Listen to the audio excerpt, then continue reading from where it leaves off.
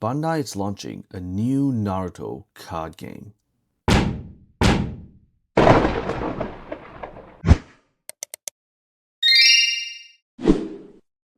Alright guys, they did it. It was Naruto all along. So let me give you the confirmed picture first. On June 18th, Bandai officially announced the Naruto card game, and that's the title, through a new global account, a dedicated website, and a message from Masashi Kishimoto himself celebrating the announcement. The release window is 2027 next year. More details coming July 29th. And the first place anyone in the world can actually play the game is Gen Con from July 30th through August 2nd. Now, why does this matter when the product is still over a year away? Because the window before a major TCG launch is exactly when collective decisions get made. By the time product is on shelves, the hype is already priced in. And here's a quick broader context. If you've seen my previous video, Bandai has been quietly building one of the most aggressive TCG portfolios in the industry. One Piece, Dragon Ball, Gundam, Digimon, all running simultaneously in the Western markets. Now you add the Naruto card game. Let's start with the IP, because the brand strength is the foundation of everything that follows. Naruto is one of the best-selling manga of all time, over 250 million copies worldwide. The original anime ran from 2002, and Naruto Shippuden wrapped up in 2017, and that 15-year run created one of the most recognizable franchises on the planet, not just in anime circles, but globally. The timing for this launch is strong. The generation that grew up watching Naruto after school is now in their late 20s and early 30s, adults with disposable income. The exact same people are already spending on Pokemon, One Piece, and Dragon Ball products. And importantly, we've got Boruto, an ongoing manga and anime series, and I believe a new Boruto anime is currently in development.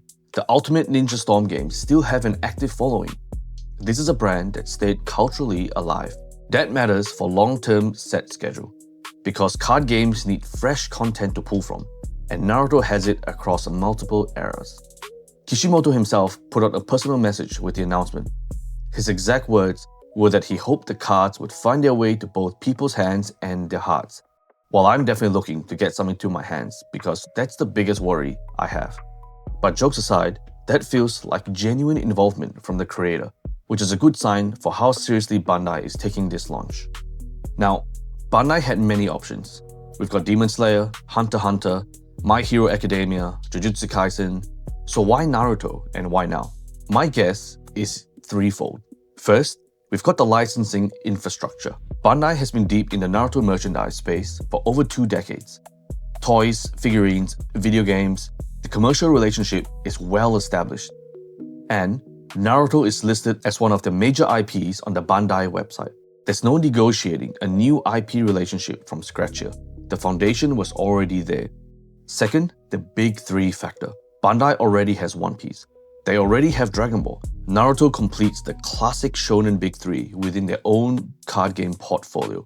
And it positions Bandai card games as owning the 3 most globally recognized anime franchises in one TCG ecosystem. And third, nostalgia timing. The people who were 8 years old watching Naruto are 28 now. Bandai has watched how Dragon Ball nostalgia drives collector spending. Fans in their 30s putting serious money into sealed product and cards. That exact same demographic wave have been waiting for Naruto, and Bandai is making a move to capture it before someone else does. So what can we expect from the card game? And this is where it gets interesting, because we actually have, my guess, our first mechanic detail from the official announcement. The participant gift at Gen Con is called the CP001 Chakra card. Now, CP likely stands for Chakra Point, that's my guess, and that tells us something very direct. Chakra is a core resource mechanic in this game, and if you play One Piece, this might be Naruto's equivalent of Dawn cards. Chakra management could be the entire foundation of Naruto's power system. So if Bandai built their resource mechanic around it, it's clean, it's obvious, and I think it's a smart design choice. And beyond that, my best read on the structure is going to be based off Bandai's TCG template that they've been using across their other card games. The character pool for Naruto is enormous. We're talking hundreds of named characters across the original series, Shippuden, and Boruto content. The game won't run out of roster anytime soon. For collectors specifically, watch the special art tier.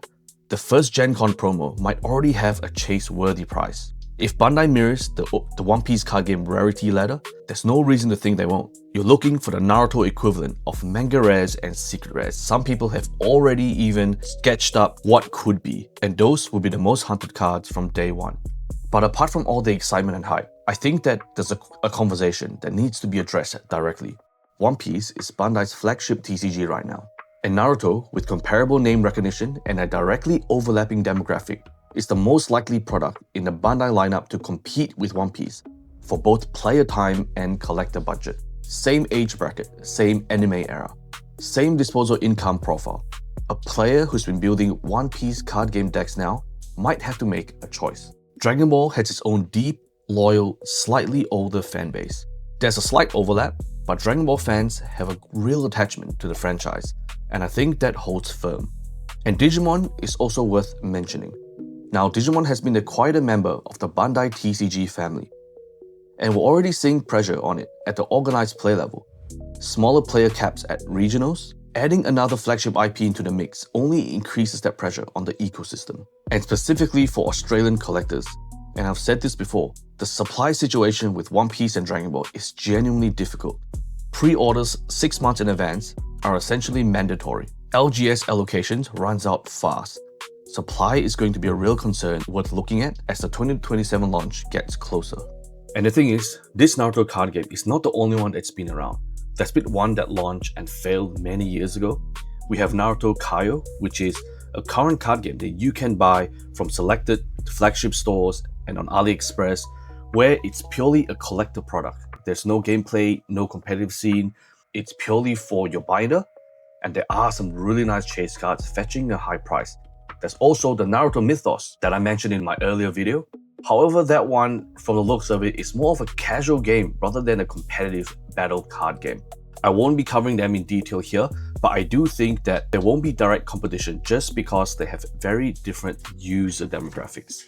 And understanding the difference is probably the most useful thing if you're considering getting into Naruto. So there are two angles moving forwards. If you're looking to play Naruto, the IP strength is undeniable, and the character pool is deep enough to sustain years of sets. The likely chakra mechanic suggests Bandai is adapting the power system rather than just reskinning One Piece card game, which I think is the right call. If the game is mechanically interesting, I want to see the full rule set. Naruto can build a real competitive community. The concern is still market saturation and supply. Asking players to commit to a 6th Bandai title in an already crowded TCG landscape is a big ask. The game needs to earn its player base mechanically, not just on brand name alone. And if you're looking to collect and hold sealed product and cards, I think the nostalgia factor is legitimate. I had friends ask me about this since the announcement, and even though they don't play any card games, they are interested just because they are big Naruto fans. Naruto chase cards with premium special art are going to be in high demand from day one. This IP has the cultural weight to create genuine collector market. Kishimoto being personally involved is a good sign. It suggests this isn't a passive licensing deal. And the 2027 release window actually gives us enough time. We don't need to move into any hype or pricing right now. We just have a year to watch how Bandai positions themselves in the print runs, what the rarity structure looks like, and whether distribution is going to be as constrained as it's been for One Piece or Dragon Ball.